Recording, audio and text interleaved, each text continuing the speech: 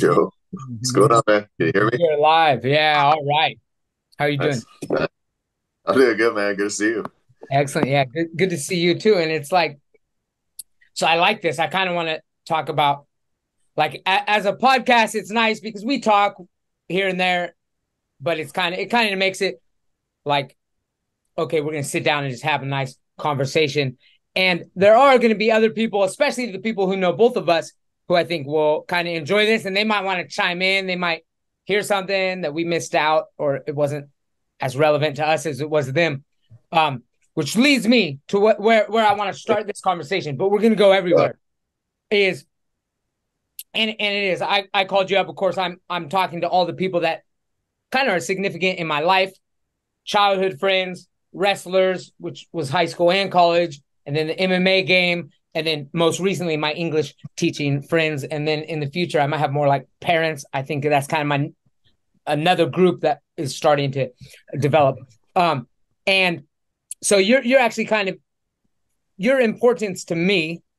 Two big ones, of course. You got me my first fight, and then the other one you had the connection over here in Thailand to gym to kind of get training. So those are big points. We have a lot of stories together at different times. But and then when I asked you to join me on a podcast, you mentioned that you had just done one, the Ramsey Apprentice on the Ninja Pipeline. So I listened to that real quick and said, okay, I don't want to just cover the same stuff. Anybody wants to kind of get that, they can. But I do got to say, in that entire podcast, you never mentioned Sierra College Wrestling. So what I want to do is kind of just reframe the same story in a sense. You're going to talk about your martial arts, how you got into martial arts, maybe a little bit of your family and stuff growing up that led you into martial arts. But again, for me, my first impression of you is just this guy's wrestling in college and he's never wrestled before. But then of course we all got interested in you.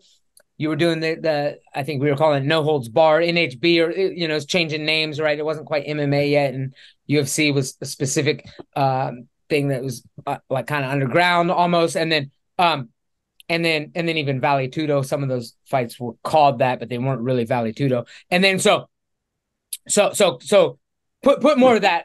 You can kind of give a similar story that you've probably given 1,000 times, but add the twist is like what led you to meet when we first met. And then if you had, there's a whole room of people. And of course I was smaller, you were bigger, kind of lead up to our, I mean, I don't think we had a close connection really until I kind of approached you and wanted to fight in Mexico or something. But I think you were kind of, at the same time, I kind of feel like you were scouting us out. And I don't know if I approached you and said, hey, I want to fight, or you approached me. To tell you the truth, I don't know. So go ahead, tell us how we met from your perspective, starting from a childhood type thing. And you can go through that quickly, but whatever's relevant. Okay, from a childhood thing, or just skip to Well, I that? mean, martial arts. I do kind of want to get some of your martial. Like, what led you to walk into actually, there's two other people, JJ, who I love and adore, and he actually stuck it through in wrestling. And then there's this, we call her Snake. There's a girl who was in a cardio kickboxing class in the wrestling room that they during. Did you know her? We called her Snake. No, that was the first year before I don't. you were here. So I mean, but she just came in the wrestling room. It was weird because she did this cardio kickboxing class in that room, but like as a class, like they did a dance class in there. They did a couple things, and they're like, we couldn't get her out. Like, but she was a little and it was really weird. But eventually she left after a while. But and then there's you, and then there's JJ who nobody asked you really. So yeah, I want to know how, the first people who talked to you. I don't think it was me. All those questions about like, yeah, where most people probably ask you, where did you wrestle in high school? They don't ask you, did you wrestle in high school? But yeah, so quick lead in, yeah, just a quick childhood martial arts lead up to that focus on all the Sierra College wrestling, because I might not know the whole story. I mean, I think the two are completely different from each other. So I started martial arts. I started karate when I was maybe like 7 or 8. Just doing Kempo karate. I did that for probably at least 5, 6 years. But honestly, don't really count that with fighting career. As you know, a lot of the karate and kung fu and stuff is bullshit. It was maybe I was more flexible. Maybe I got a little bit of timing. Maybe I got a little bit of stuff. But it was total bullshit. It's points. It's fake. It was. I should have. If I would have wrestled for 6 months or boxed for 6 months, it would have been better than the 6, 7 years I did of karate. So I don't really even count that as anything. I like karate. I There, actually like karate, but okay, go now. that's it. I like karate. You I know, mean, it gave me the straight punches and eating punches and with my forehead, but I don't. but okay, but you did Kyoshin, right, or something? Yeah, eventually, yeah. So like, okay, like, So I do think Kyoshin karate is legit. There is some people that can take something from karate. What I was doing was forms, was point fighting, okay, was weapon, was like I okay, think we hardly ever really sparred. Like it wasn't if you don't practice at full speed, it doesn't work. So we weren't really I mean like me and my friends or me and my brothers would put on like the sparring gear that we had, maybe go on the trampoline and fight each other or something, but like actually in the class learning how to fight, I don't think I gained anything from it. you were 7, so this is like 7 to 12. Yes, So this is a kid. you probably wouldn't want to be doing too much stuff, right? I mean, just doing something seems like kind of getting your body just a little bit. Like I did gymnastics before I did karate for 3 months, Yeah, and I actually think that helped me in fighting to some degree. I don't know, just kind yeah. of at Well, that young. I mean, yeah, I think you're correct. But also, what was I think maybe helped me more that I didn't realize at the time was is I played every single sport. I did everything when I was a Really, kid. yeah, I yeah. did basketball, baseball. I did karate. I snowboarded, I skied, I played tennis, I wakeboarded, I water skied. I mean, like my dad Yeah, had us yeah, very active. So we did yeah, definitely. soccer, every single kind of sport and every kind of thing there is. So where you can learn kind of Okay, yeah, fast and yeah, yeah. so I definitely agree with definitely, that. Yeah, definitely. Just yeah. hand-eye So maybe, coordination and sure. Yeah, balance. I mean, those are like basic things that you yeah. need. Yeah. So in that way, I probably did take something from karate in that way of Not like fighting. Yeah. of basics of like how to use my body and Mhm. stuff like that. But as far as actually knowing how to fight, I Sure. don't really think that stuff is too effective. So I usually say that karate is for two kinds of people: kids and pussies. So it like you're a kid and you don't know. Your mom puts you in and you want to learn something and it's cool because no one knows better. Or you're like a guy that really doesn't want to learn how to fight. So Yeah. you're in there, you usually got a beer belly, you know, you got your gi.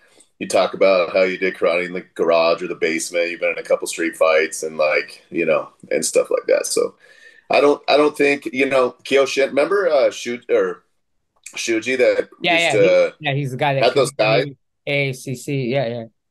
Shuji, right? Yeah, he The was one bad. we fought in Mexico with Japanese guy. Yeah, yeah, the Japanese guy and And all he his hooked me up guys. with when I fought in AACC in Yeah, Philippines. yeah. He's the one that gave me that So card. And yeah. he was a badass striker. Same thing, like all those guys. I mean, and remember that guy Takashi I lived with in Mira Mesa? Yeah, They yeah. used to come stay at. Like they would be, I mean, they would like throw hard to the body. They would fucking head kick each other, knock each other out. Like they were good strikers. There was even a thing I believe in Japan where they had some Muay Thai guys go against the Kyoshin guys, Yeah. I and they remember that. fought. 10, They, 10 to and nothing. it I was like think. Sweeped him, I it was think. like did the Kyoshin? I thought it was more equal or Oh, something, okay. but I thought okay. Maybe yeah. I know some of the karate guys whooped the Muay Thai guys. I think it For back some and reason I thought it forth. was sweet, but yeah, they definitely performed, I know. They did well. They did super well. And so there's like and there's guys. I mean, there's guys in the UFC now, like Wonder Boy. They're super good and they're awkward too. Like I know there was guys that I trained with. I remember one guy in particular. I won't really say his name, but in training, I would do whatever I wanted to him in striking. But occasionally he would hit me with some stupid karate kick, like, and he would get me pretty good. So it'd be like, you know, just something that you're not used to, you know, throw it out of nowhere, Yeah. whatever. So, I mean, if you're good at fighting and then you can incorporate some of these like crazy moves in, Sure, yeah. like the Brazilian guys with the capoeira that can, For sure. But yeah, that's you like know, it's yeah. not fighting, but then they do some crazy thing and it can work, man. It can, yeah, it Oh yeah. definitely can throw people off and it can work. Um, but basically, so I did, yeah, tons of sports, tons of karate. And then I think it got to a point where I kind of didn't grow. I was small for a couple years, and I was always very good at sports. And then I was up, and then all of a sudden pretty small. And then so I wasn't good at sports. I think I kind of like just didn't want to do them anymore because I just did them consecutively all over and over and over and over for years. And I started doing music and different stuff. And then the big thing was is that I went to the East Coast to finish high school. And when I got out there, I got like a weight set, I got some punching bags and stuff, and I started training pretty much every day. And then On your because own it or was in such a small, just on my own, yeah, yeah. and just because it was like such a small town and stuff, I was able to go onto the basketball team as a senior and play a lot and do well. And then I got back here. I was lifting weights a ton, so like obsessively, probably 3 hours a day. And then it got to a point where I was like, I wanted to box for some reason. I thought it'd be cool. And I was looking for a spot. And the closest place I think was like Sacramento or something. It was just too far to drive. And there was a place that they had like sambo, judo, jujitsu, kind of kickboxing, like when I started training and I loved it immediately. And then obviously, you get the old tapes and the old stuff and you see the guys and the wrestlers always did super well. And a lot of times I remember they were dominating for a while. Yeah, It was yeah. like the Coleman, Kerr, like all those guys were just killing people. Oh, yeah, yeah. And it was like, and I was going to see our college at the time. And it was like, oh, they got a wrestling class and a team. So I was like, oh, I'll just sign up, go down there, and start training. So, and that's how I ended up. Yeah. So there, Just, yeah, we had a wrestling. Well, there was a wrestling class that was a separate class. What, did we met up and do something or? yeah, but for a while, remember, I would just bring gear down. It was like you, me, Corey, Justin. We would just train. It was like freestyle season. They just let Oh, us do that's what we right. Okay, wanted. that was the freestyle class. Yeah. So when did you start? Did you start because freestyle wrestling season No, first I season? think I don't think I fully knew what I was getting into. I thought I just like come down and train with the team. I didn't realize I'd kind of be on the team, Yeah. like Well, I realized it was, yeah, that's where you yeah. really earned our respect because you just were like, you showed up, or we were like, hey, we need you to fill a spot to wrestle, and you just That was one day. Yeah, one day. So I was already wrestling, but then I think I went and did like a tournament somewhere else or something, and then yeah, I needed a spot to fill, so I had to come back. I think that was the first time I ever cut like a kind of a lot of weight, and then had to fill the spot or something. So yeah, yeah, yeah, you did it. You definitely did the uh I mean, yeah, yeah, you go. Yeah. What was your feeling like in the gym? Because I remember just kind of, I mean, you were like you'd go to your back because you had the jujitsu, and we were definitely frustrated with that. You probably felt that some frustration yeah, sometimes. yeah, Now, of course, also not big on. I'm not that big of an offensive like power double wrestler. I do kind of go to my back sometimes too to try to like get the so I yeah.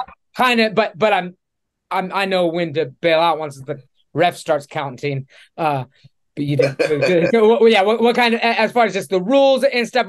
How much? I know you were like partly in your mind, like I know you were doing it to improve your own game.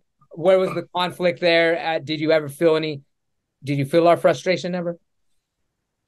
I should have a little bit more. I didn't understand a lot of the rules, honestly. I Yeah, remember a couple times thinking I was transitioning, and then they'd be like, "Oh, it'd be." So yeah, I didn't really understand a lot of you it do like because I illegal never stuff. did. Did you do illegal things sometimes, like because you need an arm in certain chokes or like rolls, or did you get in trouble for Or, anything wrong?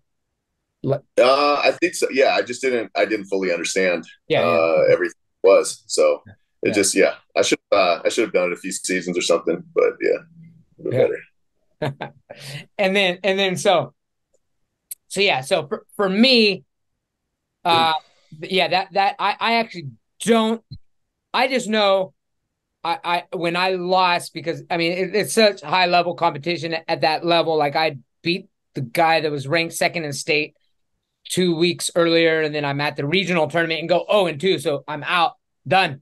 Wrestling career's over. There's no chance in going to for D1, D2, nothing with 0-2 at the regional tournament in junior college. So that was kind of my goal at that time. So I was like, it really kind of hit me hard. And I know that it didn't take much. Do you remember? I don't remember if at what point I mean, I know like sometimes you were kind of we'd ask you questions, right? Like hey, what we were asking you questions. How do you remember about that, how that unfolded, how I got my first fight with you? We're just more interested than most people, as far as I remember. I think yeah, it seemed like you were super into it, curious about it. And then it was like, hey, you want to do it? And you were like, oh, yeah, let's go. Let's do it.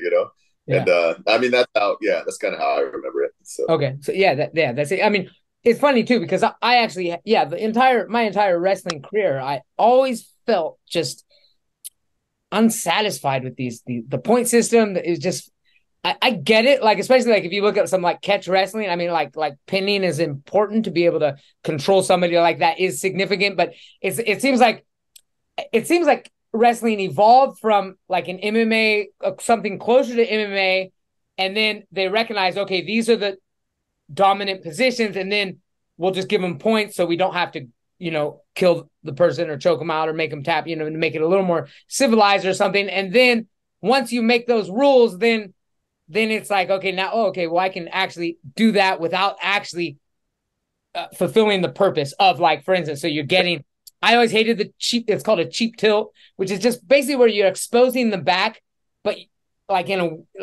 it's like, it doesn't, to me, it never felt like, I remember losing points. Like I hear the ref counting and I'm just like, I'm not in a bad position. Yeah. I don't want to bail out of this position. I remember that happening to me and not understanding, even thinking like, I'm just setting something up or I'm going to something else. Like, yeah, how am I losing? Yeah. Just not understanding and stuff. And then, in your defense, I never liked those two. So I actually always felt like there was something else that I did. So it was perfect. Like it came in at a perfect time that there was an opportunity to do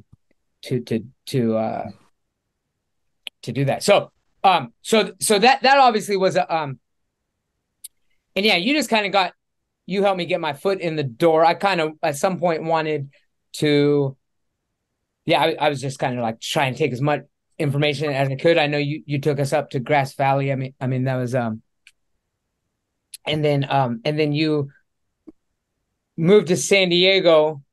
What was your connections there exactly?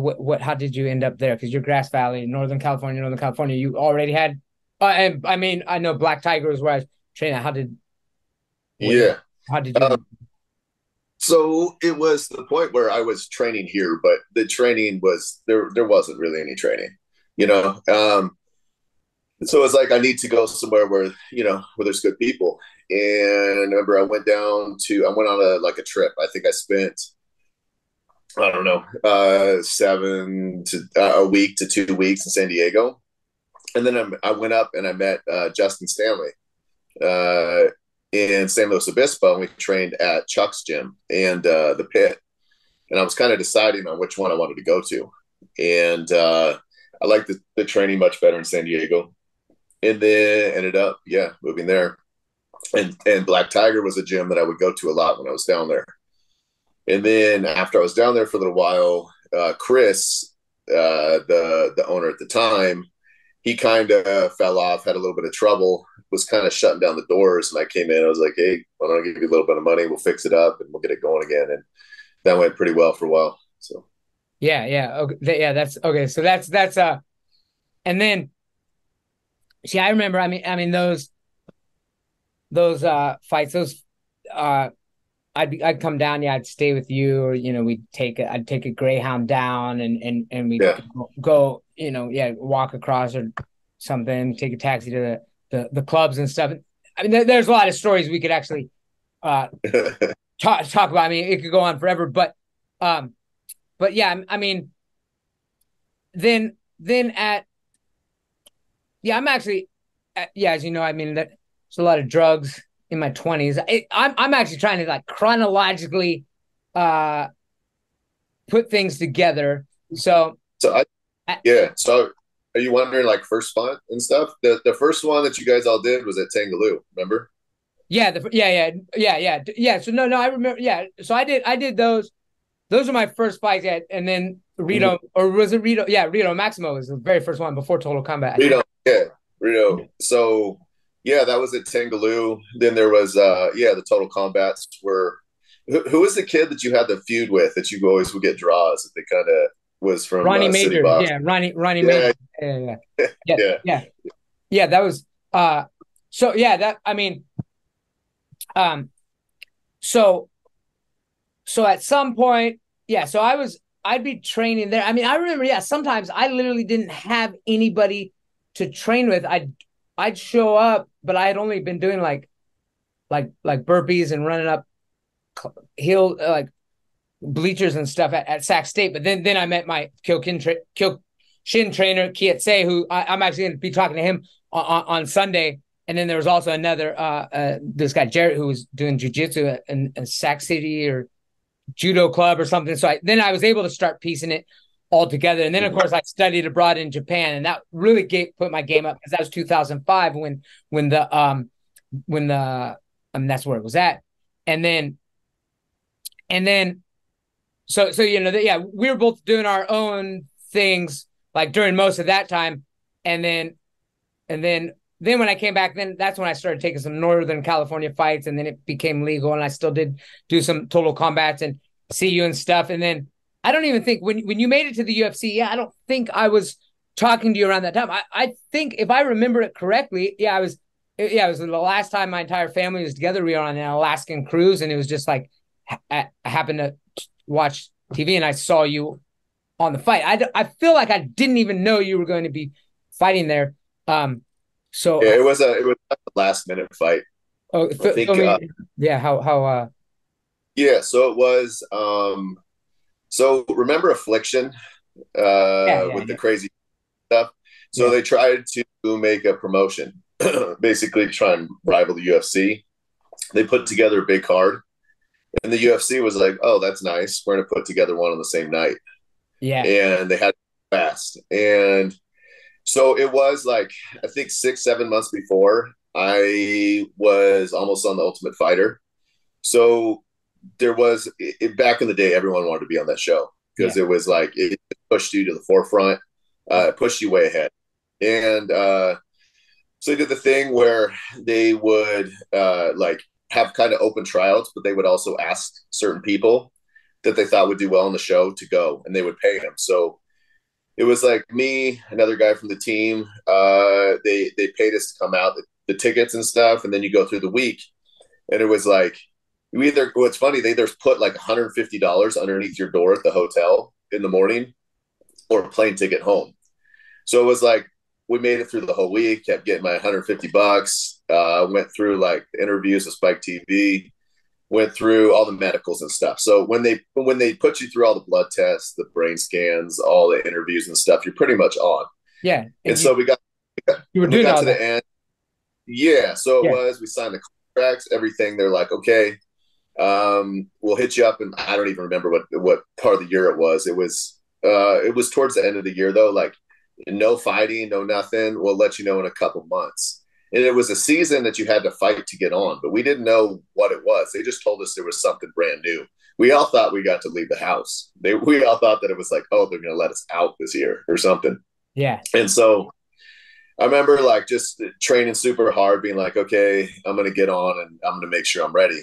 And then it was like time to go. And then they let me know that I ended up being an alternate because it was, you had to fight to get on. So they figured a bunch of people would get injured. And then Okay. no one got in. Oh, And okay. then no one got in. So I didn't get on. And Okay. then it was like, okay, so I remember being like, oh shit. So I hit up the guys in Mexico. I was like, hey, I'm in shape. I need a fight. I took a fight, and then I got an eye surgery. I had that PRK. Yeah. Uh, so and then honestly, I didn't train for like I didn't even set foot in the gym for like 6, 7 months, which was a big mistake. And then it was like I was actually up here. I think I was at the lake. Manager called me. He's like, hey, you want to fight in the UFC in like 3 weeks? I was like, okay, cool, let's go. And then yeah, came back down and trained for a few weeks. So And okay. So that was and then you did have another fight on UFC too, right? And then yeah, I did a fight for the troops card. out in North Carolina, Fort Bragg. And then when was your last fight? My last one, MMA. I fought And Aguas Calientes. I think that was the last one, like 7, 8 years ago or something. okay, So, okay.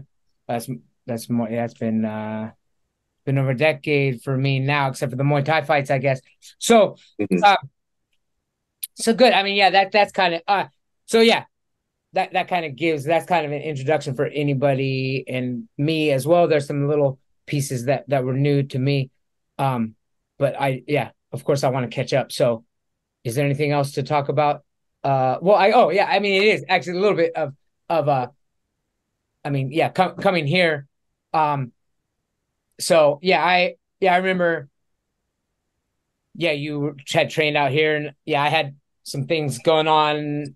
I was in the Philippines and Korea for a while, living in my brother, got deported from here and there and stuff. And I left America and like I Yeah, didn't want to go back to America, partly just because I didn't have anything really going there. I had my paycheck from my last fight that was like enough, and I was able to like I can I mean it would be like I could either get to America or get to Thailand, but I did need some connections. You did help out with I know that at that time it was Tiger Muay Thai, but I know there was some they were some shady on some business deals over some stuff, and then you're training at Dragon and Top Team. I mean, I've seen that street blew up by the time I left. I mean, that whole street is there. So yeah, tell us a little bit about Thailand because that yeah. So that first part was okay. You're the one that got me into MMA, and in a sense, you're the one that got me into English teaching in the sense or yeah, my next phase of my life. So you're actually yeah, responsible for two major phases of my life. You got me to Thailand. yeah, Of course, it was the martial arts that got me here. Kind of they helped yeah. hook up some things and training. And I did some fights, but that was short lived. I started teaching English, and that's what I've been doing. That's I'm in that phase right now. So just kind of give me some Thailand talk about anything. You want me to tell you how I remember it exactly? You Yeah, calling me? yeah, yeah. I do. I remember. Yeah, I remember. Yeah, I remember you hit me up like typical Chris David fashion. Like, hey, so I got deported from the Philippines. I'm in Korea. I've got $700, and I don't really want to go home. So, do you think you could kind of hook me up and get me set up in Thailand so I could just go there? I was like, yeah, no problem. So I was like, okay, cool. And then I think, yeah, just talk to the gym about accommodations. Did you stay in those apartments where like Matt and Anya and Yeah, all where those you could see the. were I think in the you stayed. I barracks think I for a stayed in the while? exact same apartment where you could see Yeah, the big Buddha on the mountain. yeah. I I totally remember it. Yeah, I remember now. Yeah, For sure, you were there. That yeah, was pretty cheap. It was like 5,000 baht a month, which is like yeah, yeah, yeah. $170 or something. So yeah, I remember that. But so with me, my first one out to Thailand was after the first UFC fight. I remember. So, did you meet Ray Elby?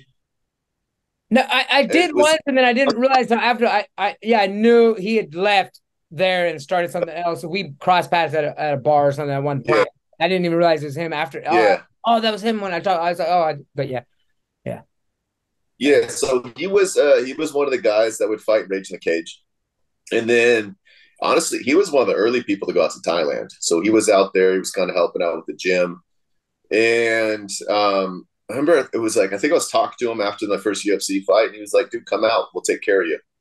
And it was like John Fitch went out there, and then another guy from AK, Nate Moore. So I went out there for like a month and trained and loved it. They kind of sponsored me, took care of me, place to stay, and they continued to do that over the years. And it was yeah, it was really cool. It was one. Now it's pretty standard for most fighters to go out there. yeah, Like you said, that whole street, the whole everything. I mean, yeah, now like that area is just blown up. I mean, AKA is out there. I trained with them last time I was out there. There's so many good gyms now, yeah, and it's just it's blown up. But yeah, I remember being it was cool because like Ray was out there first. I think remember like Alan Belcher went out there. Was a good guy who's and then yeah, it was like I was there with John and yeah, it was kind of and now it's really turned into something where a lot of fighters want to train a lot. So it's a definitely a cool spot. Yeah. I love that you ended up living out there. It's cool. Yeah, it's cool. It's cool that I have when I first got there, I don't know if it's on Facebook or something, but I think it is just on Facebook. I was just walking to the gym. It wasn't that interesting of a video, but it is now to watch it because it's like 10 years ago. It's like the streets are empty. I walk from that apartment to Tiger, and it's like, there's nothing on that street. I mean, I don't even think I don't know. Top Team was even up. The Dragon was the only one, I think. And so I'm walking. Dragon was grass. Yeah. It was like It was like when I first went there on Soy Tiger, like it was like Tiger. There was like Mama's. There was a couple massage places. And then it was like Dragon, the Phuket Top Team, and then hotels. And now there's like bars and pharmacies and massages and smoothies and float tanks. And it's like you can't even get down the street. Now there's the whole center, where you can go, to Rawai, to like long circle. Yeah, it's just traffic.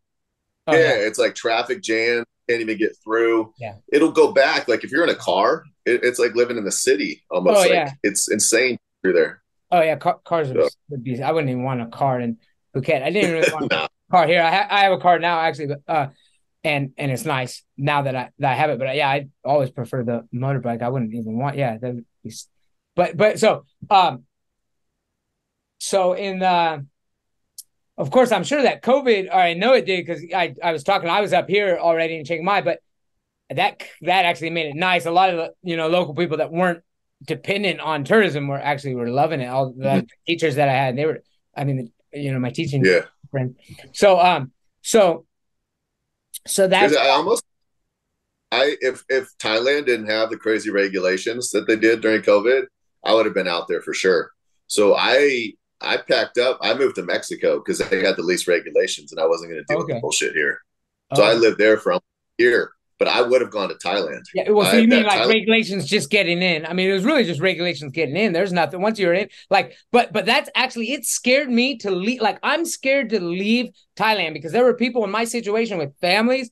I'm still only on a marriage visa. I don't have any special rights. If I'm out of the country and they were locked down, they didn't let any foreigners in. Yeah. They were with their family at the time, and their only place of residence. There's a lot of, I was reading a lot of people's horror stories where they just, I could have made it done because I teach online. I'd actually would, but I'd have to rent a place in whatever country I was in, Vietnam, or had I left, and I would have been locked out. So until like, I feel like there's, I still feel like there could just be a random pandemic or like, I don't know, some war or something.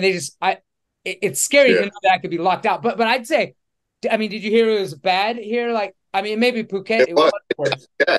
I checked, and it was like almost when the pandemic started, I was like, I should leave and get stuck somewhere else because I didn't want to be here. Yeah. But at the same time, it was like, no, to get in there, it was like basically you weren't. And then if you did, it was a tracking. Like they basically put a tracking device on you. They put an anklet on you. You had to stay in like a sponsored hotel. You had to pay. You had to get tested. They had to track you. It was a lot. No. Getting in was ridiculous. But like for me, I was cool. I'm far out from Phuket and stuff too. But the people that live in Phuket, I know they were, there was weird stuff. Certain people on one side of the street could go out one day. The rules are just ridiculous, really. But if you're on this side if you lived on this side of this day, you can leave from 5 to 12, and this, weird system. But luckily I was pretty much uninfected unless I went into like a bank or something. I'd have to put on a mask and go against my feeling. But like. Like in the local markets, nobody really cared about anything. Nobody on shit. So one thing I just in general, I think it's a fun area to talk about because I know you always. I always see all your game that you kill. I see every one of it. I saw a deer on your back of your truck yesterday. I should like. Should I cancel them? Should I cancel them right now? But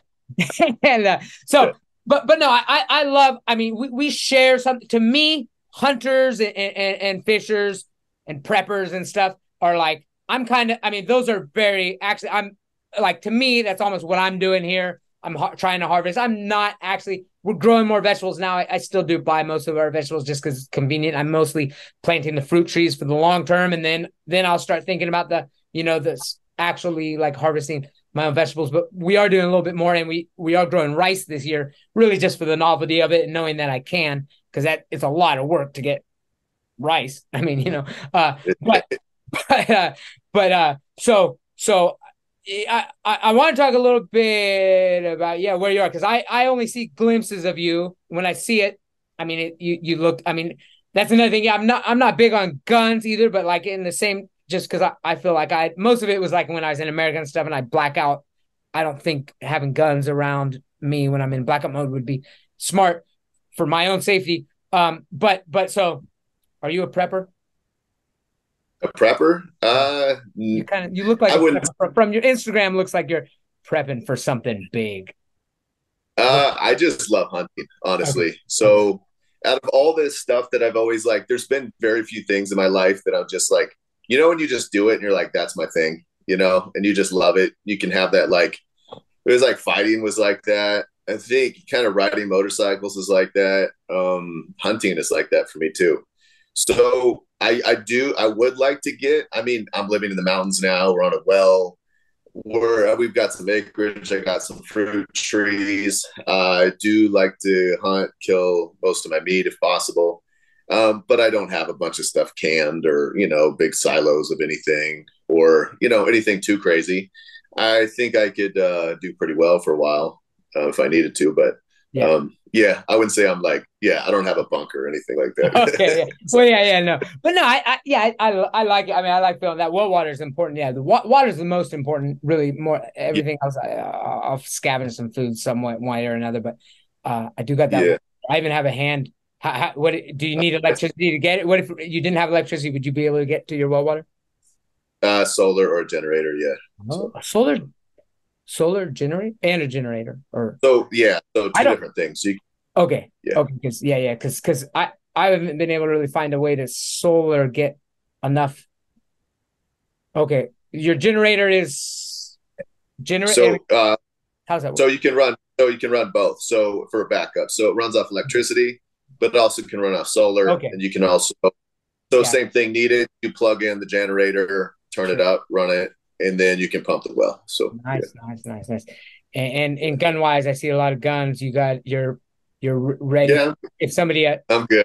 somebody somebody Yeah, came. Are you concerned that anybody would come up in your neck of the woods, or you've got a community of people in your area that are all kind of like looking out for each other? I mean, yeah, but I mean, I'm pretty good here too. I mean, I know, I've got, I like to bow hunt a lot too. It's fun as well. So the bows and the guns and the big dogs and I'm up on a hill where it kind of looks out and stuff. So Yeah, decent tanks and stuff like that. So pretty good. nice, nice, nice. And Yeah. family wise, I mean, I know you had a daughter early on because you did Hmm. back when I knew you, and then you had another daughter, right? Yeah. Two daughters, Yeah. I have two daughters. I have and one they're pretty that's, special. yeah, she lives in San Diego. She's 24. Oh And shit. then my daughter here with me is 12. So, Okay, and so that's right now you're in the her mother's not so my older daughter, Lexi, she lives in San Diego. Her mom lives down there. And then my daughter that's 12, Layla, her mom passed away. So a few oh, years really? ago. Wow. Yeah. Okay. Okay. How did that happen? She had liver problems. So Wow. Okay. And then yeah. so it's just you and her right now up there. Yeah. Yeah. It's just this. Wow, wow, wow, nice. And you just took her to school this morning, right? Yeah. Yeah. She goes to a cool little art school, Nevada City, School of Arts. So it's kind of out in the Yeah, woods. They do a lot 12. of At cool stuff. 12, able to specialize. I mean, you still got to do some meet the criteria of other things. Yeah, but they do it. They're different. So what's Nice, funny nice. is she's got like quite the education. I mean, since COVID. So I think she was in third grade. It kind of school shut down. Stuff got crazy in San Diego. Her mom passed away. Like things were crazy. I was like, we're not sitting here being locked in our houses. We're not wearing masks. So we moved to Mexico and we lived there for like about a year. Okay. And I just basically I created my own homeschool so I wouldn't get in trouble, so they Yeah. couldn't bug me or anything. And In then, but Mexico under Mexican law, or I mean under Mexico. no, I created it in the States. Okay, okay. So let her name it, whatever. But like, here's the school. I did it a couple times. So like, here's the school. One teacher, I'm the principal, the teacher, the everything. One student, and basically, so yeah, so they can't because they'll just in case they Yeah, wanted that's a to. lot of I mean, it's a lot of work here in Thailand, and I imagine Thailand is a lot more lenient in comparison Mhm. to that type of stuff. In America, it seems like a nightmare with Yeah, administrative really, things yeah, to do. Yeah. yeah. So I mean, really, for that while, it was like language lessons. I wanted her to speak Spanish, so she was Nice. doing like about 6 hours of Spanish a week, which was pretty amazing because Yeah. perfect accent. A lot when we left and she was saying goodbye to people, they were like, "We thought you were born here," Oh wow. And you took her. And You take her to somebody to teach her. yeah, Like private. Yeah, she had a private tutor, nice, and then nice. it would just have her read a lot. We were there for a while, and then we were actually going to move to Casablanca, so we were going to move to Morocco. Oh nice. Wait, And where were you at in Mexico? we were in Puerto Escondido, which is like Oaxaca. It's kind of on the southern western side. It's Okay. pretty deep, kind of Oh getting nice. close to Guatemala. Okay. Wow. Yeah, Oh, cool. it was like it's a kind of a it's known surfers like for surfing. It's got huge waves. It's pretty insane. So So you kind of felt COVID. You got there, you got out and in there because of COVID coming, or you were able to get out easily. I mean, you can leave. Basically, it was the Okay. same thing. Like, I'm Yeah. not. We're not doing this, especially after mom. Like, we're not sitting inside. We're not locking ourselves in the house, being Yeah. sad, putting Yeah. on masks, dealing with everyone just being angry. Like, like Yeah. we're gonna go. Yeah. We've got a place on the beach. We just lived our life down there. So, Nice. Nice. Okay. That's how was and it? then it was How like, was the? Did the people were people didn't care there really? I mean, were they? Mexico, I believe, was like considered one of the freest countries Oh, during nice. COVID. Yeah. They Yeah. didn't care. What was crazy? So occasionally the cops would set up like a roadblock and try and and get money from you for not Yeah. wearing a mask. Okay. Yeah. So it was That sounds like so it. Yeah. when I got there, so I got like I had a little like 125cc, so I ended up buying like a nice like enduro motorcycle, and then so it's like basically we stood out like me and her in Mexico, like riding on this like nice motorcycle for Yeah. and stuff. So they would occasionally set up these roadblocks. They didn't care that I'm No riding on a helmet. motorcycle with no helmet, no Yeah. shirt on, with a 9, 10-year-old kid on Yeah. the back. Yeah. Even sometimes I would take her friends with me. I'd Yeah. have like 3 little kids on the motorcycle. They don't give a shit. I But saw they would four try. chickens hanging on the side. No. Yeah, like but like they would try and like make you pay for a mask. So I would though I never stopped once. I would act like I'm stopping, I would take off. I would speed up and they'd have to move out of the way. Like You they must were have getting balls so like mad. that. Yeah.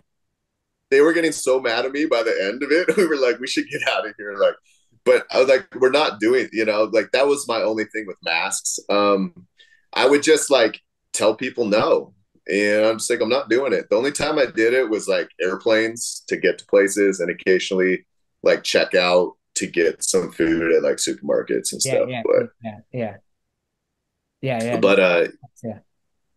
yeah, it was nice though. We were down there for a while and yeah, they would like occasionally do some photo op or something. They would like go to the beach with some cameras or something. And like I heard occasionally of like some people, they tell them to put a mask on or something. If they didn't, and it was funny if they didn't or something, they would take them to jail for like 4 hours and put them in a huge room with 80 other people without masks on, Yeah. you know? Yeah. So, it was Yeah. just, yeah. But for the most part, people didn't give a shit down there. You So, knew, have you been there before? You knew anybody there? Why there? Or did you just, so initially, so my mom's ex-boyfriend had a house in Puerto Vallarta and we were going to go stay there. But then he got COVID and he got all weird. And then I had a good friend, his name's Alexi. You should probably talk to him. He's got his PhD in archaeology. He's been a professor at all these like at MIT, Harvard, all these cool spots. Yeah. Um, he was down there and he was like, "Hey, it's really cool here. You should come check it out." It's like, "Okay, cool. We'll come down." And our plan was to just stop there real quick and then check it out, and then maybe keep traveling down from there, other parts of Mexico, maybe Guatemala, Brazil. And we got there and it was just kind of perfect. It was just like super chill, cool spot. There was a really good jiu-jitsu gym with a lot of cool people. Oh, nice. It was just like, I don't know. We just ate a lot of good food, hung out on the beach, rode around. It was a good spot to be for that time for sure. So and then you mentioned, okay, so okay, that yeah, that's cool. I don't think I knew any of that. Uh Yeah, I during think because right when COVID's happened, I erased all my social media because I was oh like, I'm not going to be sitting inside on my phone. yeah, Like I'm going to take this time to hang out with people and read and do whatever. I was like, I don't even want to be a part. I don't want to get nice. sucked into that. Oh yeah. So I think yeah, during COVID, during the move, all that time for that 2 year period or something, I didn't have any social media. And you living in Thailand and stuff, that's how we Yeah. get to see each other's life. Yeah. So yeah, it was probably just like I disappeared Yeah, off the yeah. No, internet, yeah. Yeah, came then back on up you here. popped So up and then yeah, dogs. I see dogs and dead animals on your Instagram. yeah, Um yeah. but wait, you mentioned Casablanca. You were gonna go to Morocco or something. Yeah. So our plan was after that. So as awesome as Mexico was and Puerto Escondido, it got to where it was like, and a lot of people, you've heard this before. And when I try and tell people this, they kind of like laugh at me like, oh, tough, tough life. But honestly, it gets a little bit boring sitting on the beach, like every Right. day, Oh day yeah, after yeah, day. yeah. Like I it was cool. tried I it for watched sure. it. Yeah. It was awesome, like bonding time and stuff. But it was like, and even my daughter was like, how long can we, like, how long can we do this for? And it was like, okay, well, let's go for the next adventure. And there was like one of the top schools in the world in Casablanca. She could learn French. I was like, okay, perfect. But her passport was because kids only get 5 years. And Yeah. so she had less than 6 months on her passport. So we had to come back, do an emergency passport trip to San Francisco. We got her new passport. I bought the Why couldn't you do it flights. at the embassy in Mexico? We couldn't. No, No. it was like to get a passport during COVID time, it Oh was yeah. insane. Like everything was shut down. So we had to basically, you had to buy the tickets and then call them and tell them. And then you had to do an emergency visit. So you like, hey, I'm leaving in this amount of time. And then we had to drive to San Francisco. They give you one the same day. You have to pay a bunch of fees and whatever. So we got it. We booked our tickets. Like I'm really glad I didn't pay for the school because the school was like crazy expensive. The school I think was like 30K a year or something. And it was like, yeah. So the pause area. I remember they sent me a bill for like 14 grand or something. I was about to pay it, and then like we have our tickets. We're about to leave, and the tickets actually they canceled our tickets to go out there because there was an out. So because it stopped in Canada, and then from Canada it was probably Canada to Paris or something because that's what we've done before, and then there. But no flight. They wouldn't let any flights to and from Canada, so our flights were canceled.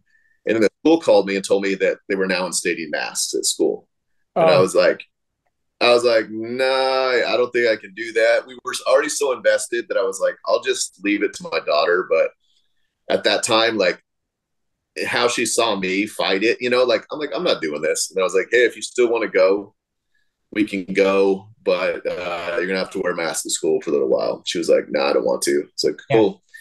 So we won't go. And we ended up staying here. She ended up going to like a private Catholic school because they were the only ones that didn't enforce masks and like stayed Oh, open. yeah. So she went to this like strict, like uniform private Catholic school for like a year and a half.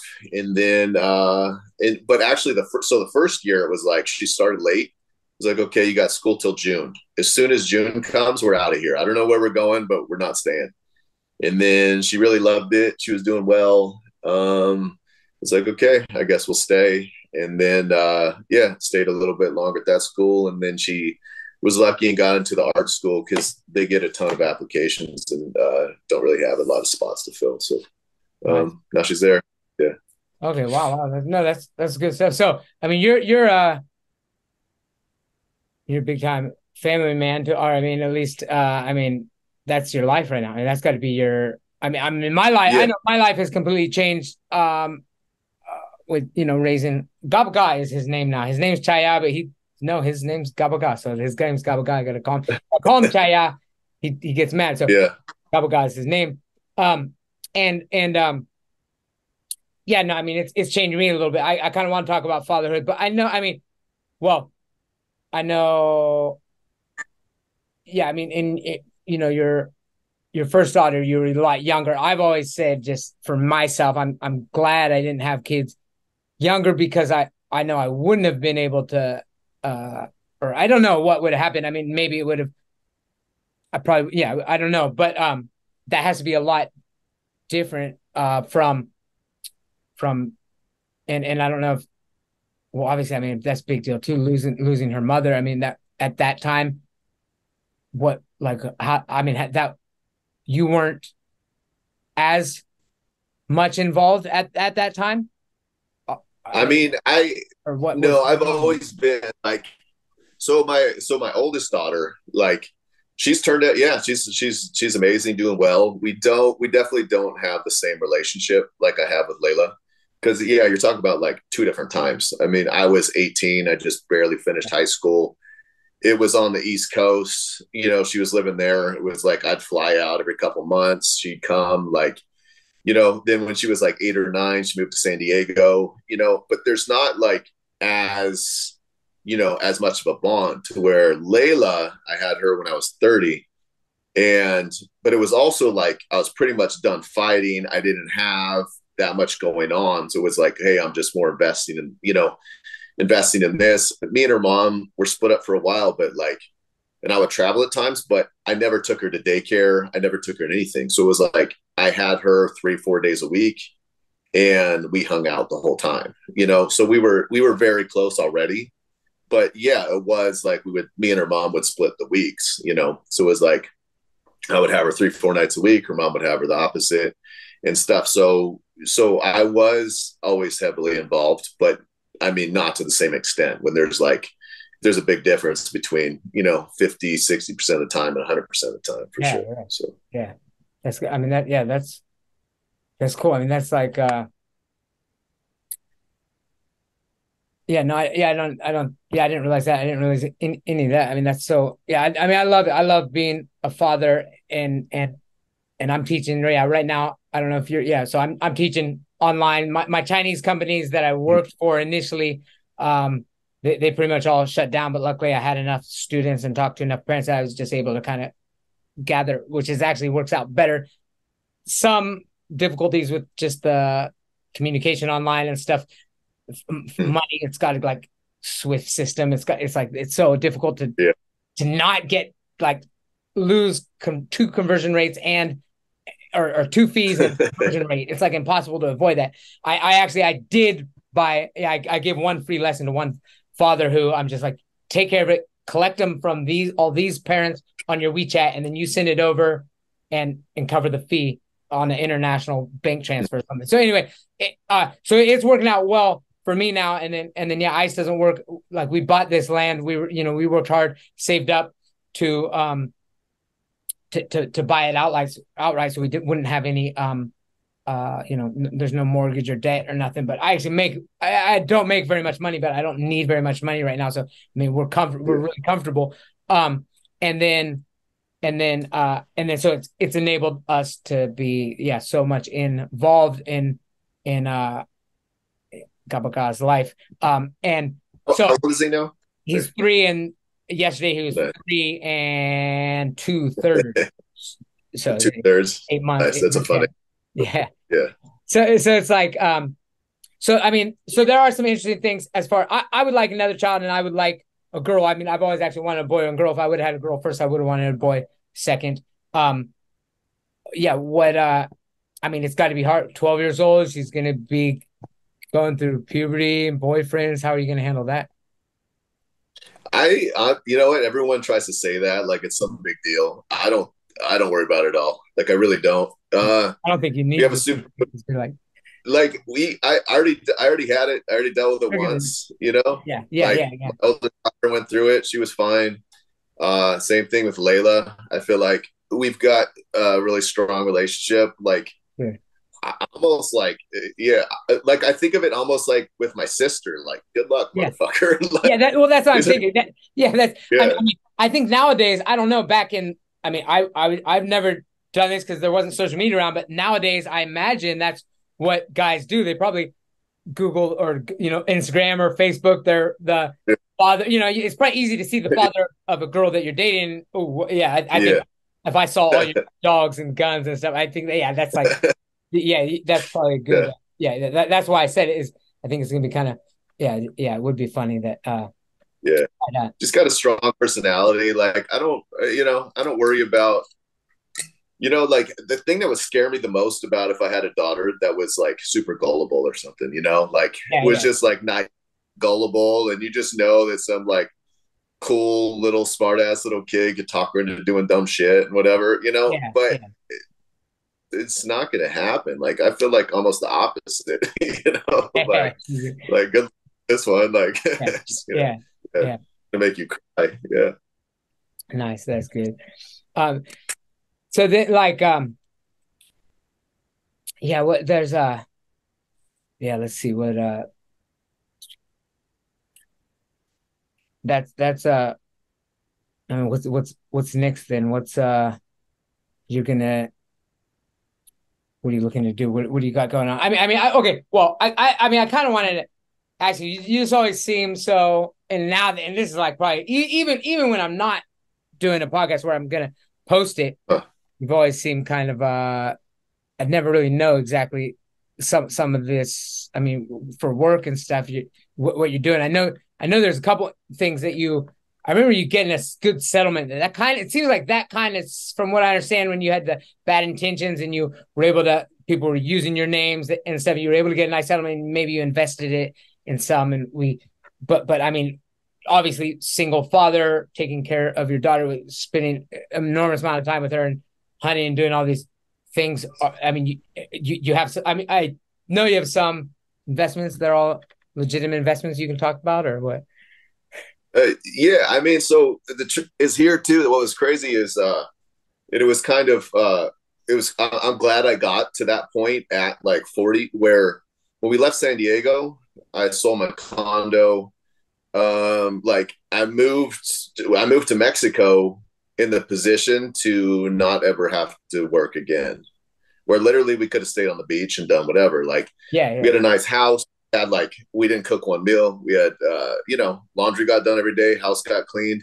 We had a house on the beach with a pool in the city. Like it was nice. I had same thing, enough money set aside. Plus, um, I mean, residual income. It's not a ton. Like I couldn't go crazy, yeah, yeah, but yeah, like there's without doing anything, there's five, six, $7,000 coming in every month, and it's like plus in case something happens. And there, like we moved to Mexico, my biggest bill was our cell phone. So it was like, well, besides the place I rented was like 23 to 2,500 depending on conversion, but like the only bill I really had to pay was a cell phone. And so, and we were good, and we didn't really have to do anything in that position. But it has changed in the way, like in different countries, the money goes way further. So it was like mm-hmm. when we got back here and stuff, it's like having to rebuy the stuff. So I got a property that's got like a couple houses on it, so I can rent out one. But same thing, like just the houses, the having to rebuy a vehicle, just the dogs, the dog food, it was like private school, all the insurances you have to get. So it is to where like that money would easily float me before that was coming in, but it's like but now it's really not enough, so I have started just doing stuff where I can do it out of my house. So I converted a gym, so I had like a 2-car garage that had some storage area and a bathroom, kind of converted that into a gym. Then we breed the dogs, and yeah, just whatever stuff like that. So. Nice. So, what's your plans for? Well, I'll tell you a little bit about uh, kind of my kind of what this is doing. I mean, part of me feels like disconnected, of course, because I'm way out in the jungle and stuff. But I think at the same time, I mean, different country and stuff from everybody. But I mean, in all actuality, I don't think I'd be any more connected necessarily. I mean, I'm out of the grind, so it's actually I'm able to have these conversations. But the next best thing, of course, would be to have a live conversation. So like I'm planning for the future. I'm thinking, more so after Gabaga is grown up, probably I'd like to have another child as well. And then but I'm looking at like 18 years from now when I'm 60 or something. I want to have like a gathering or something like especially in the best time in Chiang Mai, if you're like December, January, during those 2 months times where I'm just like, I want to invite all my just anybody, basically everybody that I'm having a podcast with, anybody that's ever just significant people in my life. And then, yeah, just, every year it'll just kind of just be open during those times. And so, but yeah, I can tell with you for the same thing right now. I think it's, raising Layla until she figures out what she's going to do, probably, which could be what. Yeah, and even What did she lean towards? What yeah, what did university wise or something? If you talk about that, or I mean, yeah, she loves writing. I mean, I hope so. I think it's kind of silly how people. I remember when I started going to Brazil a lot. It changed my whole perspective on like how kids are kind of pushed out kind of early, and also same thing how the grandparents get sent away. And my whole theory on it, like I remember when I first went to Brazil, and I would stay with my friends, and they were all around like 30, and they all still lived with their parents, and they didn't leave the house until they were like done with college. They had a good job, they had some money. When they got married, then they would have kids and they would get their own homes. And then when the parents get older, then the parents usually move into those homes. Yeah. Where it's like here, everyone's like, oh, I can't wait for my kid to be 18 so they can fucking kick them out. Yeah. And stuff. And then the kid goes into debt. They have to work their ass off. They get behind. And then the parent gets older, like, fuck you. I had to work to get to this point. And then they like put them in some home or something. Like, yeah. I hope, yeah, I'll like say I'm doing I mean, it's a little bit similar here where I got the house that's got another house. I've got a couple pieces where I can put a couple yurts on it. Like I want a spot where people can come and stay. Nice. And hopefully, yeah, circular tent, like circular Mongolian tents or something. They're like they can be super nice, so too. Yeah, so, no, I've seen them. I would love one. Yeah. So we've got the big house up top, and then there's another house down below. It's pretty decent size and stuff. And then there's like kind of circular flat area up top that I'm gonna stick a yurt down. There's another one down here.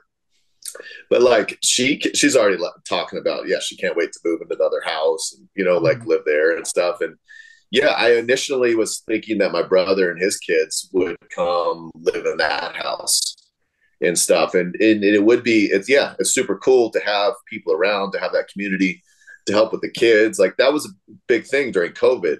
So I lived I don't think you ever came to the place that I had the condo in San Marcos, but it was like a block of 8 units.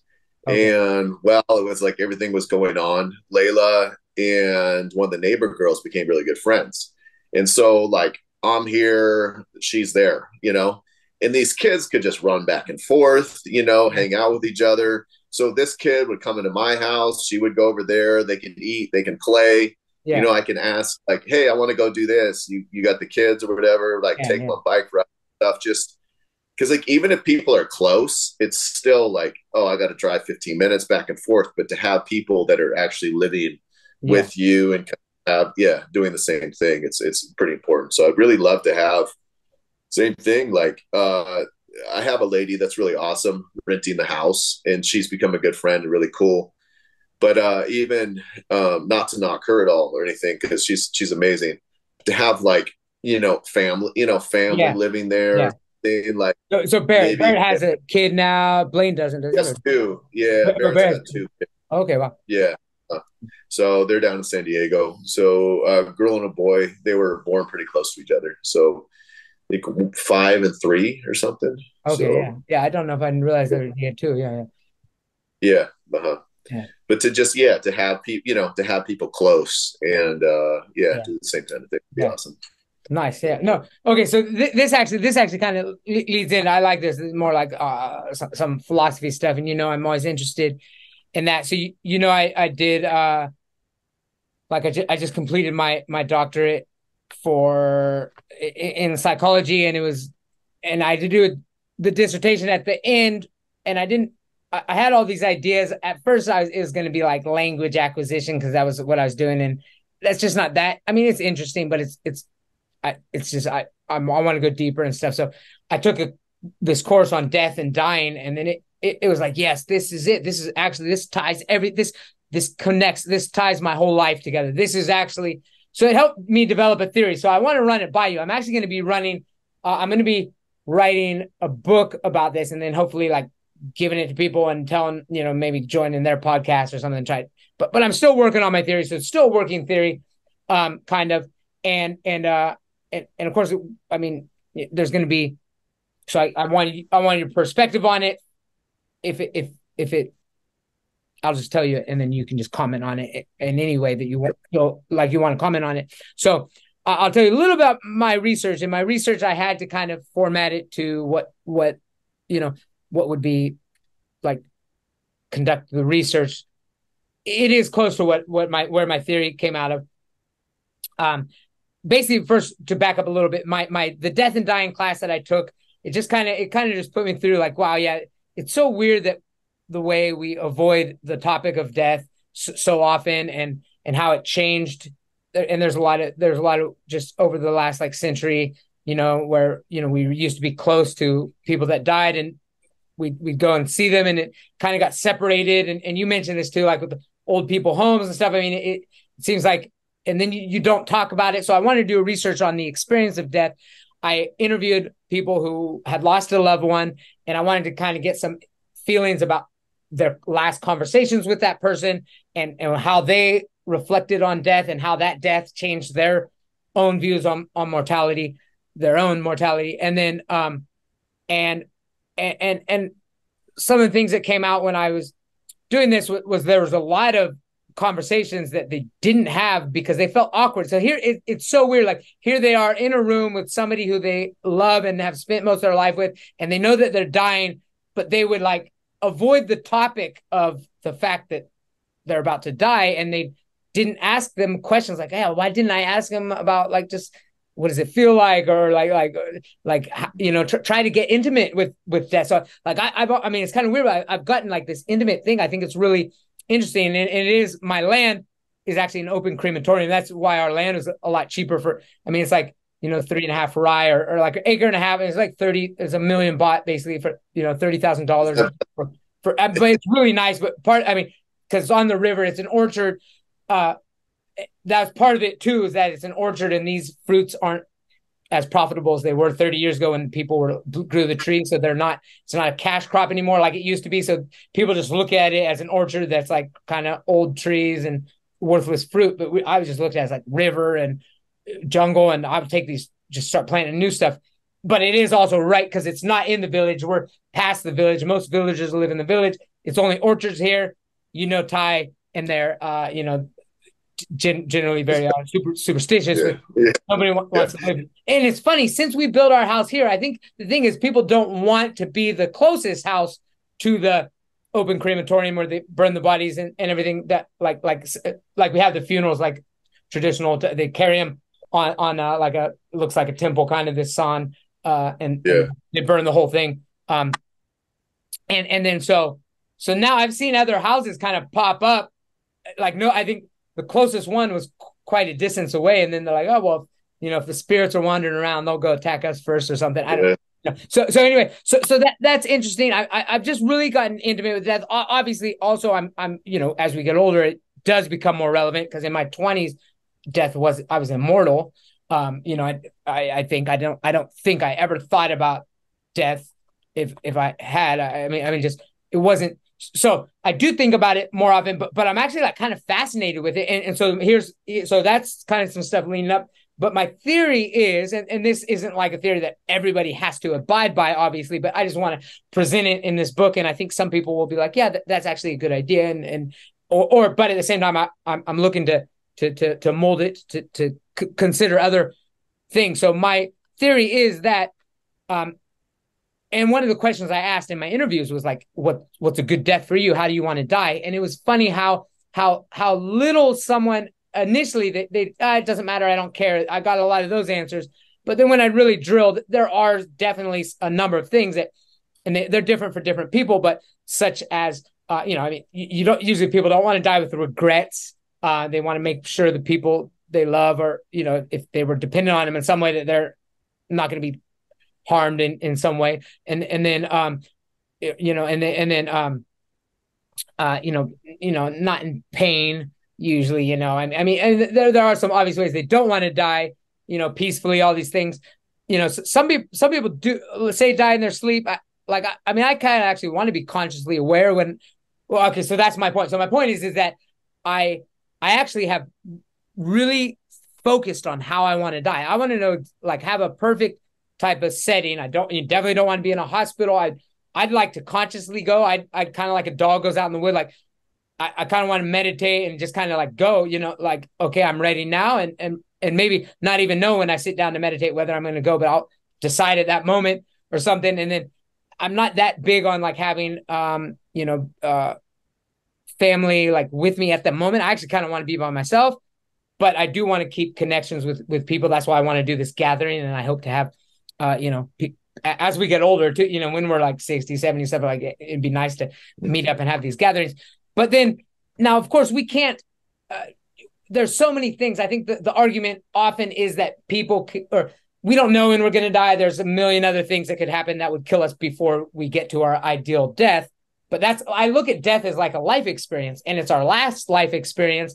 And whether it's like, it's probably pretty significant, and it might be actually like that's like, I wouldn't want to go away with like any negative feeling at all, whether it's I'm reincarnated or it's like, it seems like I want to end on like in a state of like, I'm satisfied and content with everything. And then, so then my theory is that we should align our lives with that.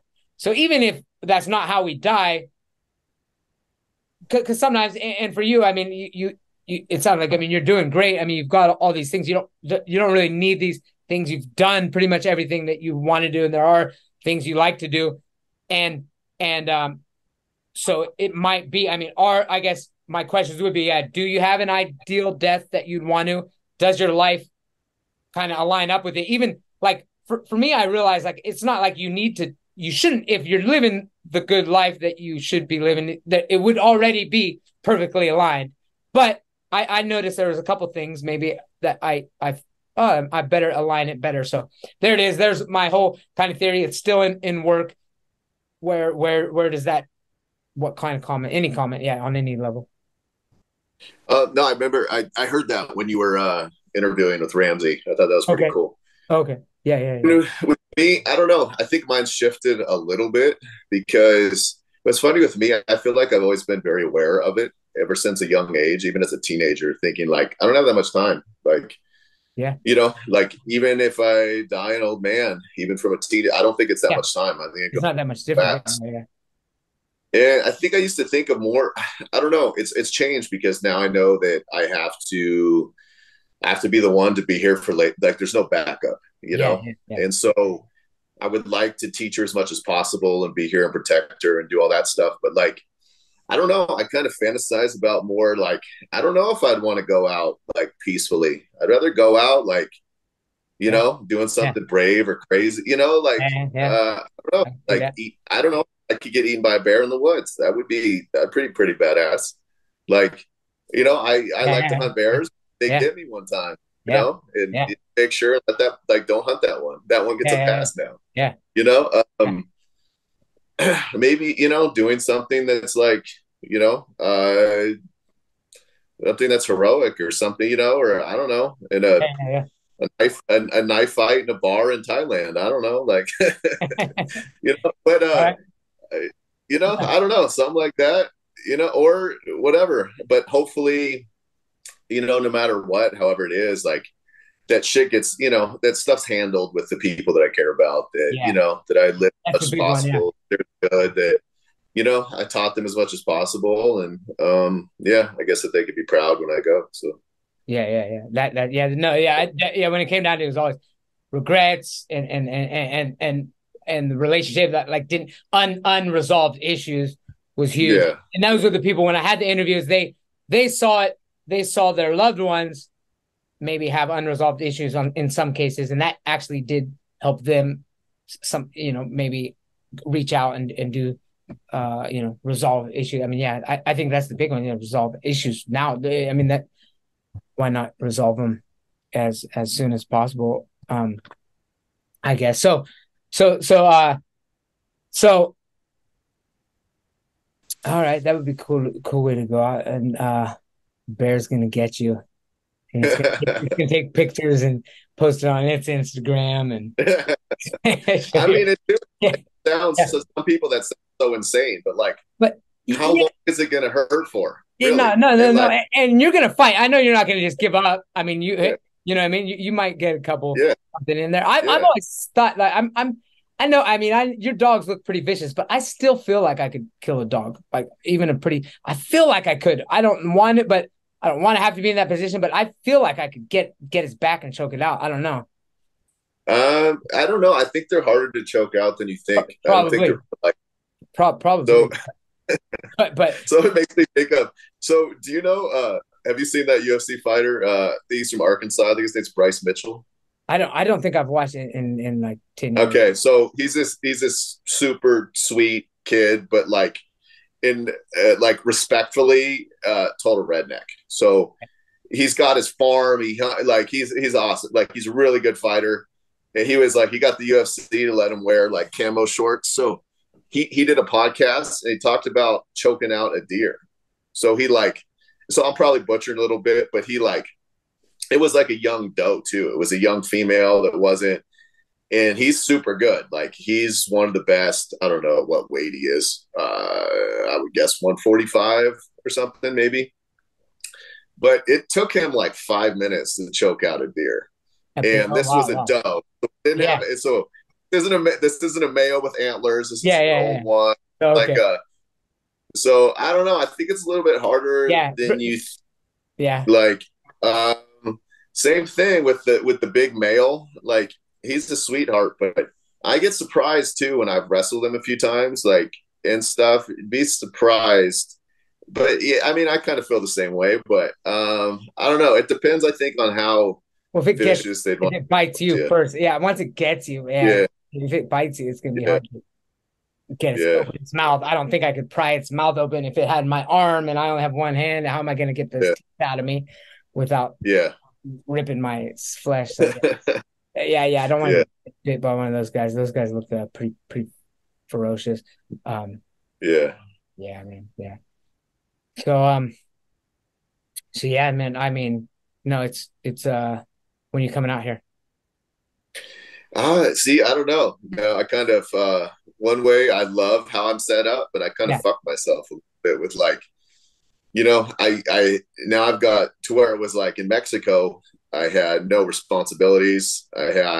We could just pick up and go anywhere. But it was Yeah. like when we got here, no, it's like we've got the houses. I just saw I got a text. There's I think a problem with the shower or something, the drainage Oh. down at the other house. Oh, There okay. you go, Oh, that like yeah. uh there's all the dogs, there's Yeah. school, so it's not as easy like as it Yeah. was before. You could just be like, oh, and bounce and come. But Yeah. I definitely like Thailand is all like one of my favorite places in the world. It's a special place. Yeah. I'll always go back there. And it's yeah, I wish same thing, just like the flight. I mean, that's a full day to get out there. Yeah. That's So amazing. like I never want to go to Thailand. Like 2 weeks to be the bare minimum. Yeah. Like, Okay, yeah. oh yeah. Absolutely. So I guess just yeah, whenever I can. But Yeah. I can't. Yeah, can't Well, really put a that day on it. that's why the main thing is my yeah. I mean, I want to do it big. 18 years from now, that's when that, and then that, so that's gonna be, I mean, but earlier than that, of course, I hope to see you, but then that's when probably things would be easier. Who knows? I mean, I mean, we'll be in a different, that'll be our next stage of life. You know what I mean? I mean, I don't even know what it's going to be like, but that's going to be like, and I'll need that time. You're already kind of set financially. I'm comfortable, but I'm putting away and doing a couple of investments. I'll need these 18 years to develop that system where I don't need to work anymore. But it's pretty easy because my mode is more like buy my way out of the system. Most of my investments are really just things that will assure me that I don't need to use money for things. But but um it's gonna Yeah, be you're always good at that. yeah. I think that's funny. Like I used to joke around with me. I used to tell them like one story about you. I remember one time you came down to San Diego, and like a lot of times you just hit me up, be like, "Hey, I'm coming down." I'd be like, "Cool." I remember you got to my house, and I was like, "So, how long do you think you're gonna stay?" You know, and you're always welcome as long as you want. I remember you going like, "Well, I've got about $100, so I don't know, 3, 4 weeks."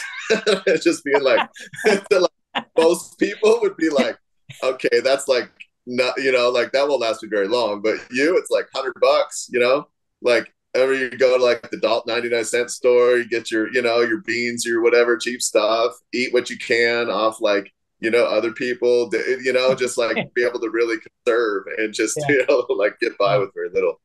Yeah, yeah. No, I like remember you might have heard that story. Yeah, that actually went in between from one summer during the summer, 2 months. I actually lived in India. It was cheaper to buy a ticket to India and live there than it would have been to rent an apartment in Sacramento, even with roommates and stuff. Like, it, at that time, I was able to get a plane ticket. It was like $600 or $700, and then I mean the food was just, I mean, it's like nothing. Almost $200. I lived off $200, so basically less than $1,000, 2 months. 2 months. And Yeah, I was to plus fly it, to India and pay and stuff for everything. Yeah, it's like crazy, but yeah. um, yeah, that's so yeah, no, I mean, yeah, it's good catching up with you. And there's actually a lot of stories that, for other people's sake, it would probably be funny to talk about. But and we can sometime. I hope to. Uh, yeah, I want to do rounds with everybody that's basically, yeah, everybody that's important. Like I said, you had two kind of significant points in my life that so it's cool. It's cool to always have this connection and catch up. There's a lot of things, yeah, I didn't know that was going on, and we'll catch up again. Okay, awesome, man. Anytime. Uh, And same thing. You and your uh, family, everyone to come out. You're always welcome. yeah, thank you, thank you. All right, brother. All right, Love you. sure. Peace. All right, all right. Take care, man.